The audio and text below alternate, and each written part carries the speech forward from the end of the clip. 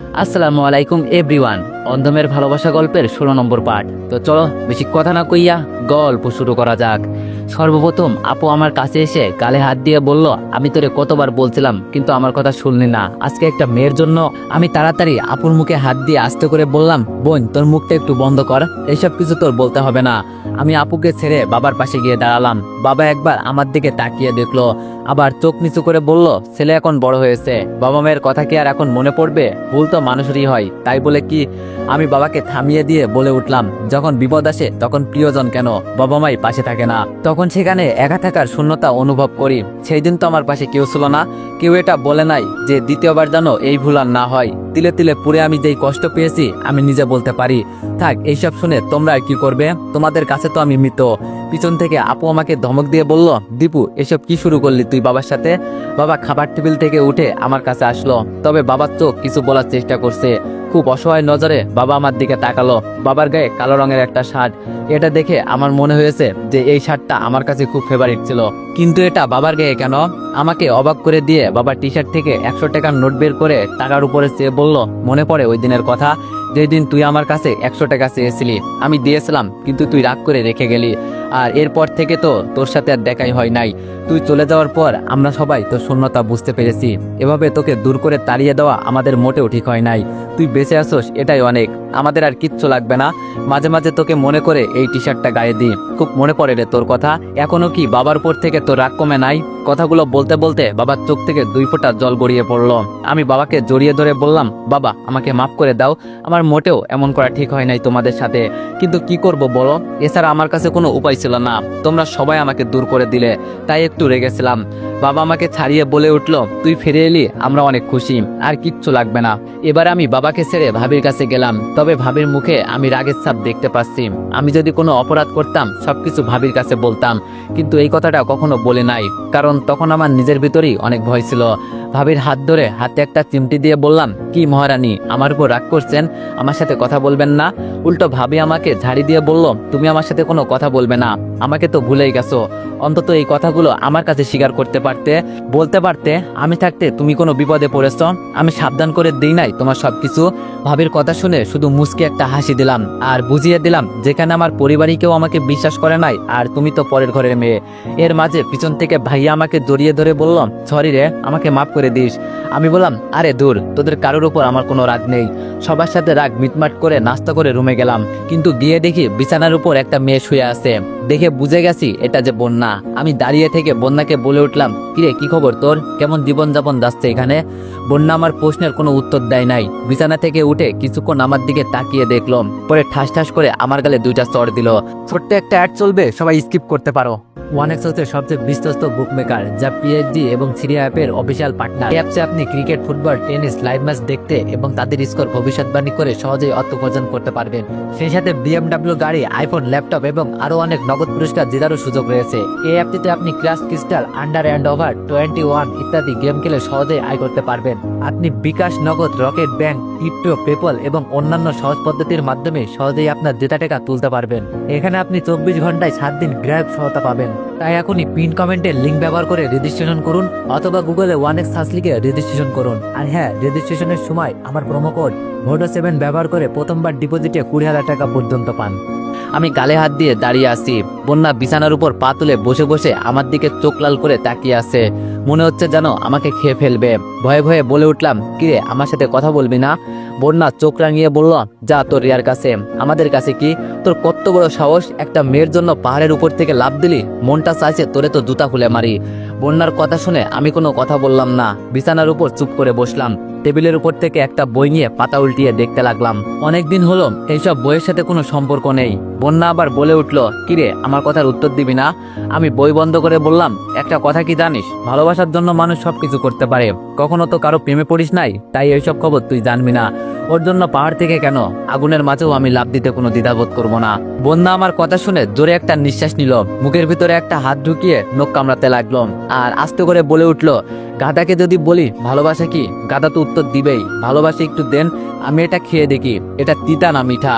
তাই আমি তোকে বুঝালেও বুঝবি না, যা মন চাই তাই কর ভাই। আর শোন, বাবা তোর সাথে কথা বলবে বলছিল। আমি বললাম, দে বলি। এর মাঝে আপু এসে বলল, বন্যা চলো, আমাদের তো দেরি হয়ে যাচ্ছে। আমি আপুর দিকে তাকিয়ে বললাম, কিরে তোরা আবার কোথাও যাবি নাকি? আপু আমার দিকে নজর দিয়ে বলল, এই তো একটু সবাই মিলে শপিং করতে যাব, তুই কিছুক্ষণ একটু একা একা বাসায় থাক। এর মাঝে বন্যা বলে উঠলো, কিন্তু আপু বন্যাকে থামিয়ে বলল, আরে এত কথা বলছো কেন, তাড়াতাড়ি চলো তো, এমনি দেরি হয়ে যাচ্ছে।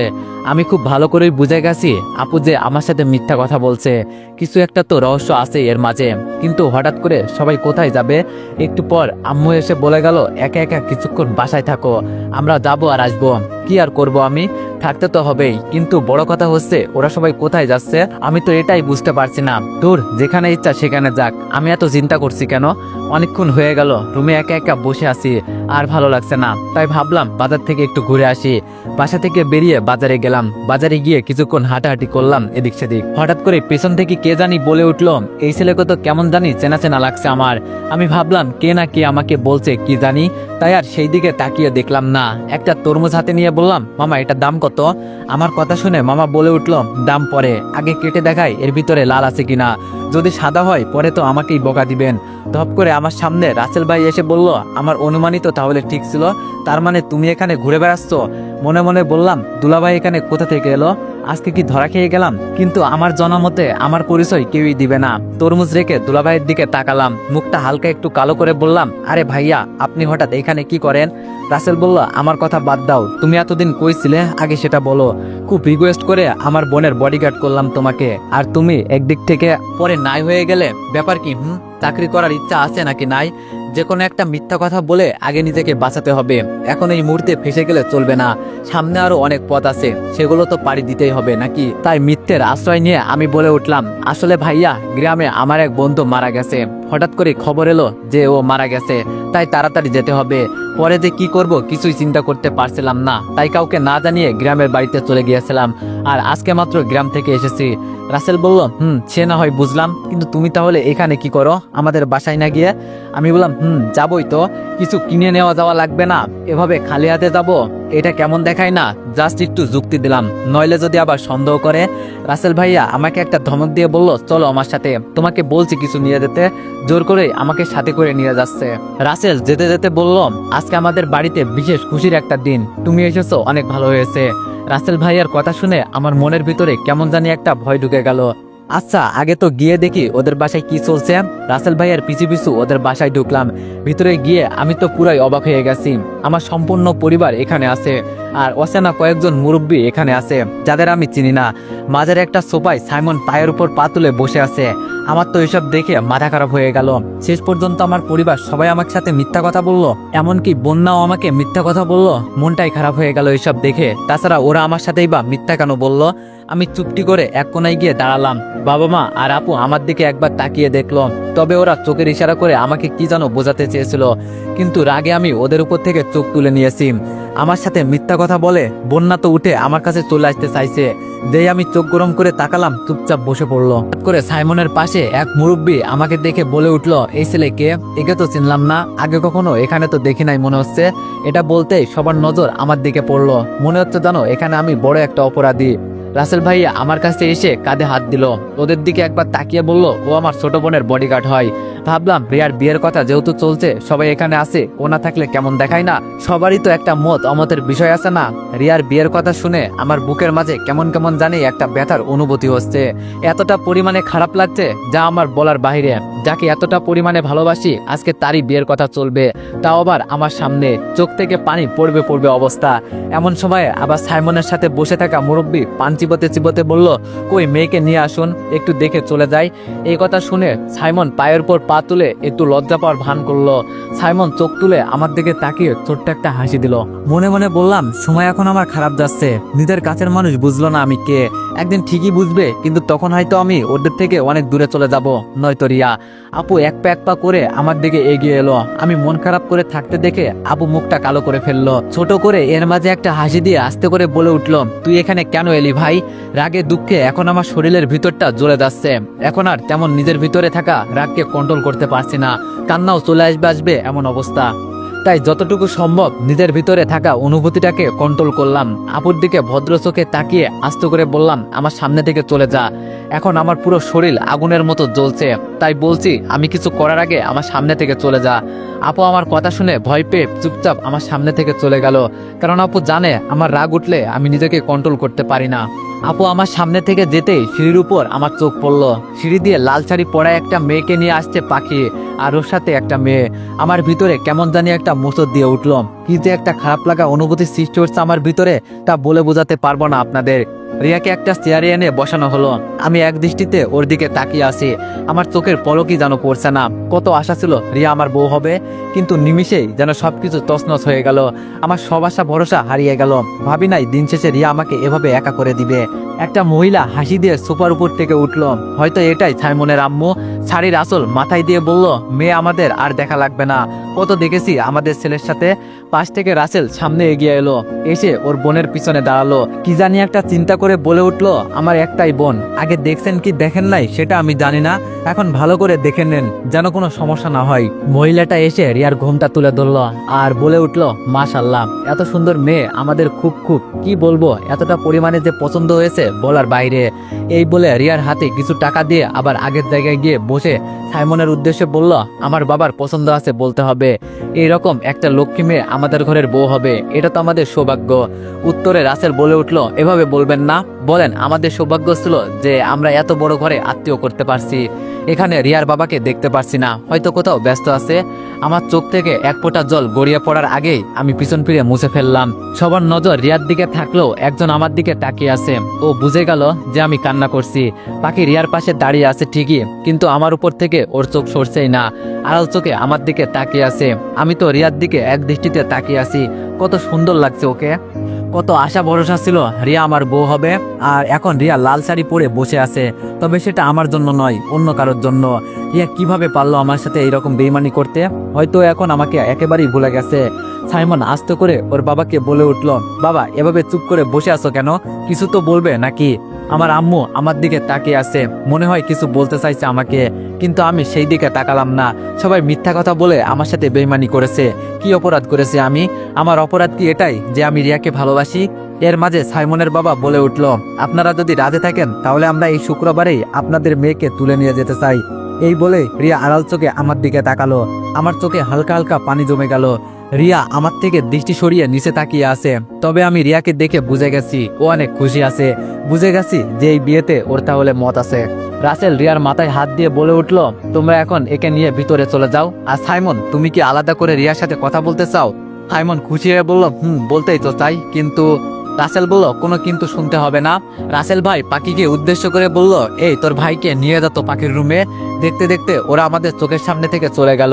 রিয়ার আম্মু বলে উঠল, আপনারা যদি রাজি থাকেন তাহলে আমরাও রাজি, কি বলেন সবাই? উত্তরে সবাই হ্যাঁ বলে দিল। আপু আমার মুখের দিকে তাকিয়ে আছে। রাসেল ভাইয়া আমাকে প্রশ্ন করলো, কি তুমিও তো আমাদের পরিবারের একজন, তা তোমার মতামতটা একটু প্রকাশ করো আমাদের সাথে। সাইমনের বাবা মা একটু বিরক্ত চোখে আমার দিকে তাকিয়ে দেখলো। ওরা হয়তো ভাবছে একজন বাইরের ছেলে আর কি বলবে। আমার মুখ দিয়ে কোনো কথাই যেন বের হতেই চাচ্ছে না, তাও নিজের গলায় জোর দিয়েই বললাম, জি আমি আর কি বলবো, আপনারা হলেন গুরুজন, আপনারা যা ভালো বোঝেন তাই করুন। রাসেল একটা হাসি দিয়ে বললাম, এখন তাহলে ঠিক আছে, সবাই সবার মতামত দিয়ে ফেলেছে, তো এই বিয়ে এই শুক্রবারই হবে। আর আমি অনেক অনেক সরি বাবার পক্ষ থেকে। বাবা আসলে এই মুহূর্তে বাইরের এক দেশে আছে, আর 1-2 দিনের ভিতরে চলে আসবে। আর বাবারও এই বিয়েতে মত আছে, আপনাদের সেটা নিয়ে কোনো চিন্তা করতে হবে না। আমি পা বাড়িয়ে উপরে চলে যাব। এমন সময় রাসেল ভাইয়া বসে উঠলো, কই যাচ্ছ তুমি, কিছু খেয়ে দাও। আমি মিথ্যা একটা হাসি দিয়ে বললাম, না ভাইয়া আমি খেয়ে আসছি, এখন একটু রুমে যাব, শরীরটা অনেক ক্লান্ত লাগছে। কারোর দিকে না তাকিয়ে এই বলে সিঁড়ি বেয়ে উপরে উঠতে লাগলাম।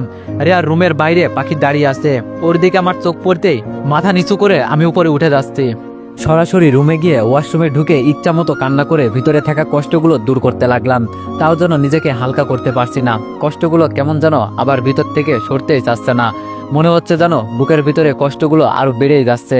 কান্না করতে করতে কখন যে ওয়াশরুমে পড়ে ঘুমিয়ে গেলাম বলতে পারি না। ঘুম থেকে উঠে দেখি আমি বিছানার উপর শুয়ে আছি, আর আমার পাশে আমার আপু আর বন্যা বসে আছে। আমার চোখ খুলতে দেখেই আপু প্রশ্ন করলো, নিজেকে এভাবে কষ্ট দিয়ে তোর লাভ কি রে? পৃথিবীতে কি মেয়ে কম আছে বল? কোন দিক দিয়ে তোর কমতে আছে যে মেয়েরা তোকে পছন্দ করবে না? এই এক মেয়ের পিছনে কেন পড়ে থাকা লাগবে? আজকে যদি তোর কিছু হয়ে যেত। এবার আপু কান্না করে দিয়ে বলল, আজকে যদি আমি এখানে না আসতাম তুই তো তাহলে ওয়াশরুমে পড়ে মারা যেতি। ভাগ্য ভালো ছিল যে দরজা খোলা ছিল। কেন এমন করলি বল? আমাদের কষ্ট দিয়ে তোর লাভ আছে? তুই কি চাস বাবা মা তোর জন্য কষ্ট পাক? আপুর কথা শুনে চোখ থেকে টপ টপ করে পানি পড়তে লাগলো। কোনো মতে রিয়াকে যে ভুলতে পারছি না, চোখ থেকে পানি পড়ছে আর বলছি আমার সাথেই কেন এমন হয় আপু? আমার কি কোনো ভুল ছিল রিয়াকে ভালোবেসে?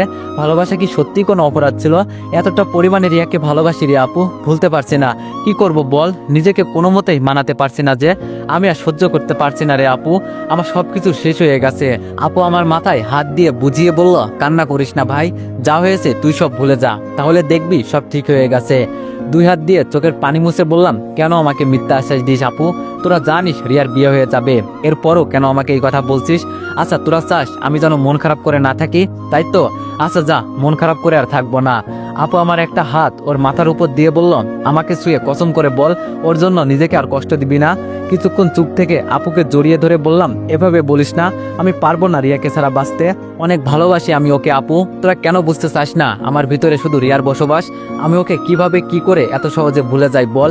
এত বছর পর তো আমি ওর জন্যই এখানে ফিরে আসছি, ওর জন্যই আমি প্রতিবার মরি, ওর জন্যই আমি প্রতিটা সময় বাঁচি। তুই কিভাবে বলিস ওকে আমি ভুলে যেতে পারবো না আপু? ওকে আমি ভুলে যেতে রে? আপু আমাকে ছেড়ে দিয়ে চোখ গরম করে বলল, তাহলে ওর জন্য তুই মর, ওর বিয়ে হয়ে যাবে তোর সামনে, এটাই তো তুই চাস তাই না? বন্যাকে উদ্দেশ্য করে বলল, তুমি এখানে দাঁড়িয়ে আছো কেন? ওকে কিছু বলবে না? বন্যা আমার দিকে তাকিয়ে বলল, কি বলবো ওকে আমি আপু? আমারও এখন নিজের কাছে খারাপ লাগছে। তুমি জানো আপু, আমি ইচ্ছা করলে রিয়াকে এখান থেকে তুলে নিয়ে যেতে পারি, কিন্তু তোমার ভাই বলে না, ওর যা ইচ্ছা তাই করুক। কিন্তু এখন কেন বলে আমি রিয়াকে ছাড়া বাঁচবো না? এটা জিজ্ঞেস করো ওকে। আমি হাসি দিয়ে বললাম, তোরা এখন এখান থেকে চলে যা, আমাকে একটু একা থাকতে দে। আমার কষ্ট আর তোরা কি বুঝবি? বুকের ভেতরটা যদি কেটে দেখাতে পারতাম তাহলে হয়তো ঠিকই বুঝতি। তবে হ্যাঁ, যাকে ভালোবাসি তাকে কেনই বা জোর করব? হয়তো সে আরেকজনকে বিয়ে করবে, করুক না সে, যদি দূর থেকে সুখী হতে পারে। আমি না হয় ওর সুখ দেখে একটু হলেও সুখে থাকবো। আপু আমার কাছে বসে আমার চোখের দিকে তাকিয়ে বলল, ভাই বোঝার চেষ্টা কর তুই। আম্মু এখানে এসে কিছুক্ষণ তোর এই অবস্থা দেখে কান্না করে গেছে, পরে কেউ সন্দেহ করার আগে আমি এখান থেকে পাঠিয়ে দিয়েছি। এখন যদি তুই এভাবে নিজেকে কষ্ট দিস তাহলে আমাদের কেমন লাগবে বল? যদি তোর কপালে রিয়া থাকে অবশ্যই আসবে, এখনো তো ওর বিয়ে হয় নাই। আমি যতটুকু সম্ভব চেষ্টা করব, তুই এসব চিন্তা করিস না। আমি বললাম, আপু আমি বুঝেছি তুই কি বলতে চাস, এখন একটু আমাকে একা থাকতে দে, আমার ভালো লাগছে না আর এইসব। আপু আমার কপালে হাত দিয়ে বলল, ঘুমিয়ে পড়, তাহলে একটু হলেও শরীর হালকা লাগবে। আর এত চিন্তা করিস না, আমি থাকতে তুই এভাবে কষ্ট পাবি, এটা তো হতে পারে না। আপু কিছুক্ষণ পর আমার পাশ থেকে চলে গেল, এখন শুধু বন্যা দাঁড়িয়ে আছে। আমি ওর দিকে তাকিয়ে বললাম, কিরে তুই যাস না কেন? নাকি তুইও আমাকে জ্ঞান দিয়ে যাবি কিছুক্ষণ? বন্যা আমার পাশে বসে আমার দিকে তাকিয়ে বলল, খুব কষ্ট হচ্ছে না তোর? আমি একটা মুচকি হাসি দিয়ে বললাম, এই তো অল্প একটুখানি কষ্ট হচ্ছে, তবে আস্তে আস্তে নিজেকে কন্ট্রোল করে নিব, তুই এখন যা। বন্যা দাঁড়িয়ে বলল, নিজের খেয়াল রাখিস, আর কাল পরশু বাবা মা আসতে পারে। আমি লাফ দিয়ে বিছানা থেকে উঠে বললাম, তুই আঙ্কেল আর আন্টিকে বলতে গেলি কেন? বন্যা বলল, চুপ কর বেয়াদব, তুই এভাবে আমার চোখের সামনে কষ্ট পেয়ে পেয়ে শেষ হয়ে যাবি, আর আমি কিনা সেটা দাঁড়িয়ে দাঁড়িয়ে দেখবো? তোর মনে হয় সবকিছু তছনছ করে ফেলবো? রিয়া কিভাবে সাইমনকে বিয়ে করে আমিও দেখতে চাই। ও শুধু তোর বউ হবে আর অন্য কারো হবে সেটা তো জীবনেও আমি বেঁচে থাকতে হতে দিতে পারি না। এই বলে রিয়া রেগে চোখ গরম করে চলে গেল। আমি এটা জানি বন্যা অনেক ভালো একটা মেয়ে, আর ওকে আমি নিজের বোনের মতোই দেখি। আমি জানি ও আমাকে কখনো কষ্টে দেখতে চায় না, তবে আমি এসব কিছুই হতে দিব না। ওই কথাই আছে না, জোর করে আদায় করা যায় না কেন, ভালোবাসা আদায় করা যায় না। আমারও এখন উচিত রিয়ার পথ থেকে সরে দাঁড়ানো, হয়তো আমার এখন সেটাই করতে হবে। যদি কপালে থাকে তাহলে আপনা আপনি আসবে, যদি আমার জন্য রিয়ার মনের ভিতরে একটু হলেও ভালোবাসা থাকে তাহলে হয়তো আমার স্মরণ করবে। তবে আমি ওকে কখনোই জোর করব না। ওর ইচ্ছা মতো যদি ও বিয়ে করে আমি কখনোই ওকে বাধা দিব না। আমি জানি আঙ্কেল আর আন্টি এসে একটা ঝামেলা তৈরি করে দিবে যদি আমার এই অবস্থা দেখতে পারে, কিন্তু আমি সেটা কখনোই হতে দিব না। একটা সিগারেট ধরিয়ে জোরে জোরে টানতে লাগলাম, মাথাটা একটু হালকা করতে চেষ্টা করছি, কিন্তু কিছুতেই পারছি না। কেমন জানি মাথাটা ধরে গেছে মনে হচ্ছে। প্রতিটা ধোয়ার সাথে কষ্টগুলো দূর করে দিই, কিন্তু আজকে কোনোভাবেই পারছি না। আজকে মনে হচ্ছে জানো, সুখগুলো ধোয়ার সাথে দূর হয়ে যাচ্ছে আর কষ্টগুলো আমাকে চেপে ধরছে। এখন রাত বাজে প্রায় 12টার মতো। হাতে এক প্যাকেট সিগারেট নিয়ে ছাদের রেলিং ধরে উপরে বসে আছি। এখান থেকে নিচে তাকালে যে কেউ ভয়ে পড়ে যাবে, কিন্তু আমার ভিতরে এখন তেমন কোনো ভয় কাজ করছে না। মন বলছে এখান থেকে যত তাড়াতাড়ি মরতে পারি আমার জন্যই ভালো। কার জন্য এখন আর বেঁচে থাকবো? যাকে ভালোবাসি সে যদি অন্য কারো পাশে থাকে সেটা দেখে কি কখনো সহ্য করতে পারবো? এর চেয়ে মরে যাওয়াই অনেক ভালো। একটার পর একটা সিগারেট শেষ করে ফেলছি। জীবনে কত কষ্টই আসুক না কেন, এই সিগারেট সাথে থাকলে একটু হলেও নিজেকে হালকা লাগে। আশেপাশে সবকিছু একদম নীরব, চারিদিকে কোনো কথা নাই, সবকিছু একদম নিরিবিলি। মাঝে মাঝে কয়েকটা পাখির কিচিরমিচির আওয়াজ আসছে। আকাশে চাঁদের আলোয় তারাগুলো মিটমিট করে জ্বলছে। আজকে আমার ভিতরে যেন একটা নীরব পরিবেশ তৈরি হয়েছে। কে ওখানে? আচমকা পিছন থেকে এই আওয়াজ ভেসে আসলো। আমি পিছনে তাকিয়ে দেখি একটা মেয়ে দাঁড়িয়ে আছে, তবে কেমন জানি খুব চেনা চেনা লাগছে। চাঁদের আলোয় ওর মুখটা একদম জলজল করে জ্বলছে। একবার দেখেই বুঝে গেছি এটা যে রিয়া। একমাত্র ওকে এই চাঁদের আলোয় খুব সুন্দর মানায়। আমি এবার সামনে তাকিয়ে সিগারেট মুখে নিয়ে চুপ করে বসে আছি। আবার পিছন থেকে আওয়াজ আসলো। আমি জানতে চেয়েছি এখানে এত রাতে কে এখানে, আর কি বা করতে এসেছে এখানে। উপরের আকাশ দেখতে দেখতে বললাম, এখানে কে আছে না আছে সেটা কি আপনার জানা খুব বেশি জরুরি? আমার কথা শুনে মনে হয় রিয়ার মন থেকে ভয় দূর হয়ে গেল। আস্তে আস্তে রিয়া আমার দিকে এগিয়ে আসলো। আমার কাছে এসে ফোনের লাইটটা আমার মুখের দিকে ধরলো, আর সাথে সাথেই রিয়া আমার মুখ থেকে সিগারেট নিয়ে নিচে ফেলে দিল। আমি ওর দিকে বিরক্ত নজরে তাকিয়ে বললাম, এই একটা জিনিসই ছিল আমার জীবনের সাথী, সেটাও নিচে ফেলে দিলে। আর কি চাও তুমি আমার কাছে? যদি বলো বুকের ভিতরে সবকিছু কেটে দিতে পারি, লাগবে তোমার? আমার কথা শুনে রিয়া কিছু বলল না, আমার হাত ধরে আমার সাথে উপরে বসলো। আমি তাড়াতাড়ি বলে উঠলাম, এই তুমি কি করছো? পড়ে যাবে তো, এখনই নিচে নামো বলছি। রিয়া আমার একটা হাত ধরে আমার মুখের দিকে তাকিয়ে বলল, নিজেকে এভাবে কষ্ট দিচ্ছ কেন? আমি রিয়ার কথা শুনে একটা হাসি দিলাম। সত্যি এখন বুক পেটে হাসি আসছে। যার জন্য এত কষ্ট পাচ্ছি সে আজ বলছে নিজেকে এত কষ্ট দিচ্ছ কেন। বিষয়টা আমার কাছে খুব হাস্যকর মনে হচ্ছে এখন। রিয়া আবার আমার দিকে তাকিয়ে বলল, কি হলো? আমি তোমাকে কিছু বলছি আর তুমি এভাবে হাসছই বা কেন? আমি মন খারাপ করে বললাম, যার জন্য খাল কেটে কুমির আনলাম আর সেই বলছে খাল কেটে কুমির আনলে কেন? বিষয়টা কেমন দেখায় না? রিয়া আমার কথা শুনে কিছুক্ষণ আমার দিকে তাকিয়ে দেখলো। হঠাৎ করে রিয়া বলে উঠলো, তোমার পথ আর আমার পথ এখন অনেক আলাদা, তাই বলছি আমাকে ভুলে যাও। আমি তো তোমাকে আগেই বলছি এটা আমার নতুন জীবন। আমার চোখ ভালো হবার সাথে সাথে আমি অতীতে সবকিছু ভুলে গেছি, কিছু মনে নাই আমার অতীত সম্পর্কে। আমি বললাম, কাউকে মন থেকে ভালোবাসা কি অপরাধ? রিয়া বলল, হ্যাঁ হ্যাঁ অপরাধ। আমি বলছি না এখন তোমার পথ আর আমার পথ আলাদা হয়ে গেছে। আমার কাছে দীপু মৃত, এখন আমি অন্য কারোর হবু বউ। মন খারাপ করে বললাম, দোয়া করি তোমরা সুখী হও, তবে আমি তোমার কাছে কখনো ভালোবাসার অধিকার নিয়ে আসবো না, বা তোমাকে আমি কখনো জোর করব না। তবে শুধু এটুকু বলতে পারি, রিয়া অনেক অনেক ভালোবাসি তোমাকে, এতটা পরিমাণে ভালোবাসি তোমাকে বলে বোঝাতে পারবো না। তবে আমি এটা জানি তোমাকে আমি পাবো না, এরপরও তোমাকে আমি অনেক ভালোবাসি, আর আজীবন বেঁচেই যাব হয়তো দূর থেকে। রিয়া বলল, আমার হাত ছাড়ো। এইসব বলতে বলতে কখন যে রিয়ার হাত ধরে ফেলেছি বলতেও পারি না। রিয়ার কথায় ওর হাতটা ছেড়ে দিয়ে চুপচাপ বসে আছি। এভাবে অনেকক্ষণ চলে গেল। আচমকা রিয়া আমার একটা হাত ধরে বলল, একটা কথা বলবো তোমায়। আমি ওর চোখের দিকে তাকিয়ে বললাম, তুমি কিছু বলবে আর তার অনুমতি নিতে হবে আমার কাছ থেকে? এটা কখনোই হয় না, তোমার ইচ্ছা হলে বলবে, না হলে বলবে না। রিয়া মিষ্টি একটা হাসি দিয়ে বলল, আমি মেয়েটা খুব খারাপ তাই না? রিয়ার কথা শুনে আমি ওর দিকে তাকিয়ে বললাম, কি বলছো এইসব তুমি? রিয়া বলল, না সত্যি আমি অনেক খারাপ। তুমি আগে কেন আমার জীবন থেকে চলে গেলে? সবকিছু এখন শেষ হয়ে গেছে। আমার মনে তোমার জন্য ভালোবাসা আছে, কিন্তু সেটা কখনোই প্রকাশ হবে না, ভিতরেই চেপে পড়ে থাকবে। আমার চোখ ভালো হওয়ার পর থেকে আমি জীবনের পথ চলার প্রতিটা সময় সাইমনকে পাশে পেয়েছি, তাই ওকে আমি ঠকাতে পারবো না। আমাকে মাফ করে দাও। আমি কান্না মিশ্রিত একটা হাসি দিয়ে বললাম, আরে পাগলি, মাফ চাওয়ার কি আছে? আমি বলছি না আমি তোমাকে কখনো জোর করব না, তবে তুমি সুখে থাকো এটাই আমি দোয়া করি। রিয়া আমার চোখে ওর চোখ রেখে বলল, খুব ভালোবাসো না আমায়? আমি বললাম, ভালোবাসো না?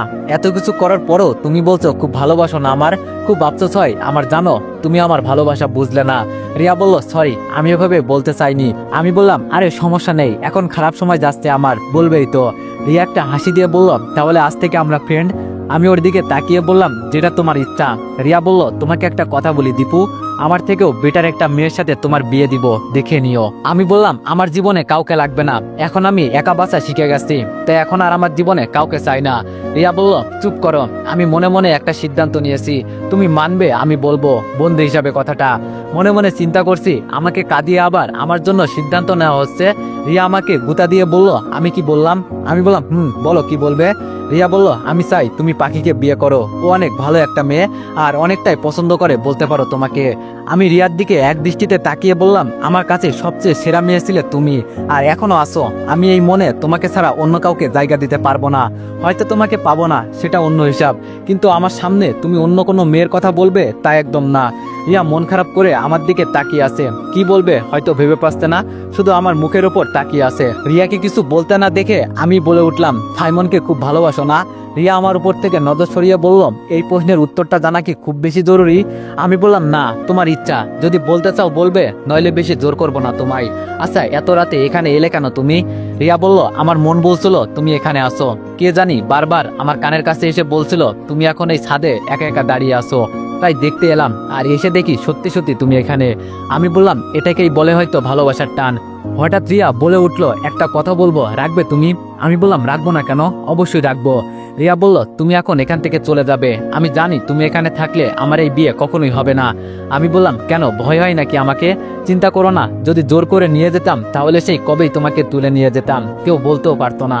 এখন নিজেকে সামলে নিয়েছি, হয়তো একটু মনের ভিতর কষ্ট হবে, তবে সেটাকে সামলে নিব।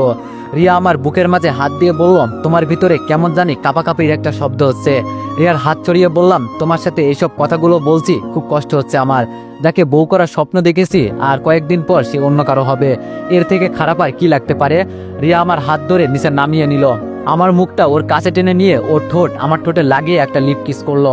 অনেকক্ষণ পর রিয়া আমাকে ছেড়ে আমার কাছ থেকে দূরে গিয়ে বলল, আজকের পর থেকে তোমাকে জানো এই বাসার ভিতরে দেখি না। তুমি মনে করেছো তুমি শুধু একাই আমাকে ভালোবাসো, আমি তোমাকে ভালোবাসি না? হ্যাঁ, তবে আজকে একটা কথা শোনো, আমি তোমাকে মন থেকে অনেক ভালোবাসি, কিন্তু তুমি আমার কাছে মৃত। আমাকে ভুলে যাও, এটাই তোমার জন্য বেটার হবে, আর আমাকে পাবার আশা কখনোই করবে না। তো এভরিওয়ান, নেক্সট পার্টের জন্য অপেক্ষা করো, আর সবাই একটু বেশি বেশি কমেন্ট আর লাইক করে দিও। ধন্যবাদ।